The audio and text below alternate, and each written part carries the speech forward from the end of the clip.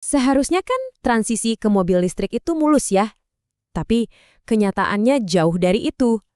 Ini tuh lebih mirip gejolak besar, sebuah pertarungan sengit dengan taruhan yang tinggi banget. Dan hari ini kita akan bedah semuanya. Oke, kita mulai dari awal 2022. CEO Ford, Jim Farley, lagi pusing. Di satu sisi, mobil listrik baru mereka, Mustang Mach-E, laku keras, sukses besar. Tapi ada yang aneh. Dia lihat laporan keuangan Tesla dan angkanya kok nggak masuk akal banget. Gimana bisa mereka untung segitu besar? Akhirnya, dia suruh timnya melakukan sesuatu yang drastis, otopsi. Bongkar habis mobil Tesla, cari tahu apa rahasianya? Nah, dan hasil autopsi itu luar biasa. Ini dia yang mereka temukan. Ternyata, Ford itu bikin mobil listrik pakai cara lama di atas fondasi mobil bensin. Hasilnya, mobil yang rumit, mahal, dan rugi.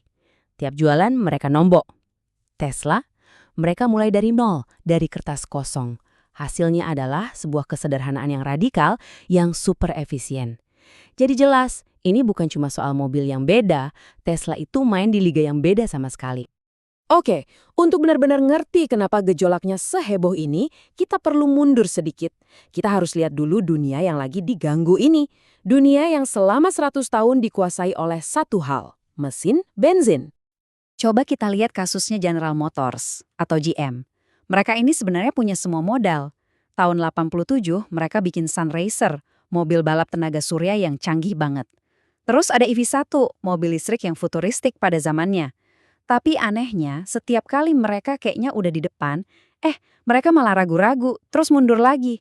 Jadi sejarah GM dengan mobil listrik itu ya isinya cuma start yang gagal dan kesempatan yang dibuang-buang. Dan ini bukan cuma soal bisnis atau teknologi loh, ini masalah jiwa.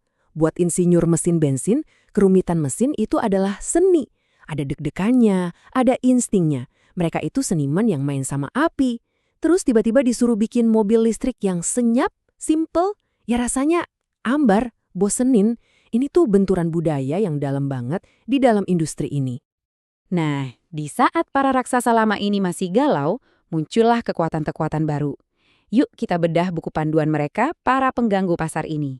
Kita mulai dari sebuah startup dari Silicon Valley yang bikin Wall Street percaya kalau masa depan itu sudah datang.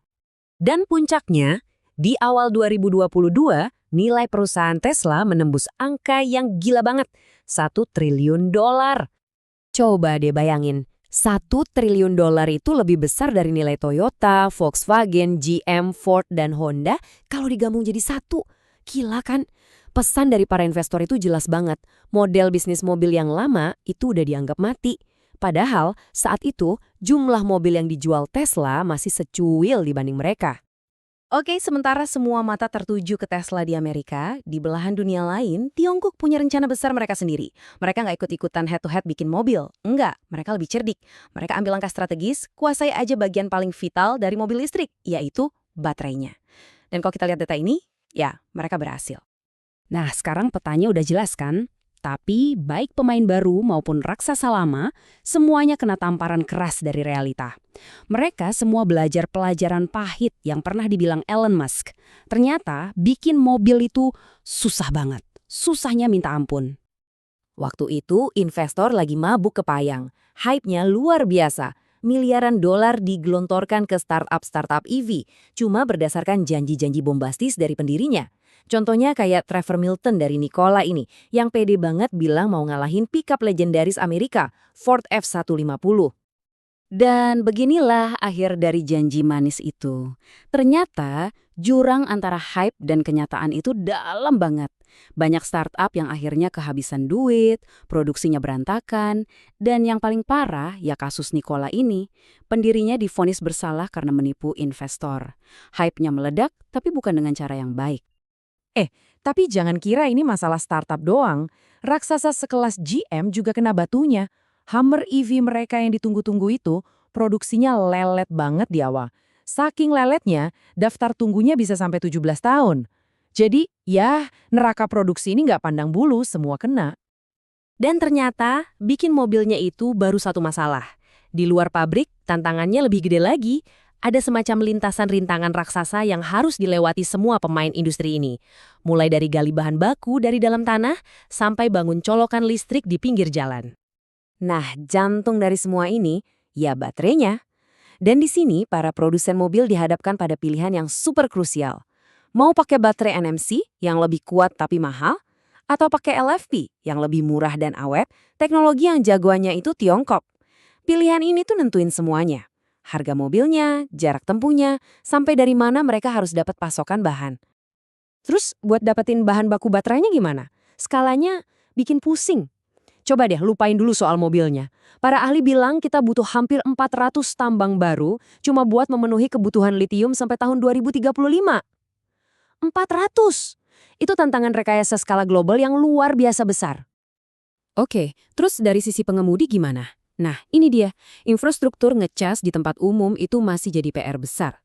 Bayangin aja, Anda lagi di jalan, perjalanan jauh, baterai udah mepet. Pas mau ngecas, ada kemungkinan 1 dari 5 kali colokannya nggak berfungsi. Ini menurut survei JD Power loh, bikin was-was kan? Oke, semua ini membawa kita ke kondisi sekarang. Realitanya begini. Transisi ini memang nggak bisa dihindari, tapi prosesnya berantakan banget. Ini bukan jalan tol mulus menuju masa depan, tapi lebih mirip ajang balap tabrakan. Lalu, di tahun 2023, Tesla kayak menekan tombol nuklir. Mereka banting harga gede-gedean. Akibatnya, perang harga yang brutal. Tiba-tiba semua pesaingnya jadi berdarah-darah, rugi miliaran dolar. Rencana produksi ambisius dari Ford dan GM langsung injak rem mendadak. Terus, ada satu kejutan yang nggak ada yang nyangka. Waktu minat orang beli mobil listrik murni agak turun, ternyata mereka nggak balik ke mobil bensin. Para pembeli yang tadinya ragu karena harga EV mahal dan susah ngecas, malah lari kemana? Ke mobil hibrida. Tiba-tiba aja, teknologi jembatan yang tadinya mau dilompati, malah jadi primadona lagi. Jadi, pertanyaannya sekarang masih sama. Di tengah perlombaan yang kacau balau dan penuh risiko ini, siapa yang bakal bertahan sampai akhir? Transisi ke mobil listrik itu pasti terjadi. Nggak bisa dihindari. Tapi jalan ke sananya penuh puing-puing. Dan siapa pemenangnya, jujur, masih belum ada yang tahu.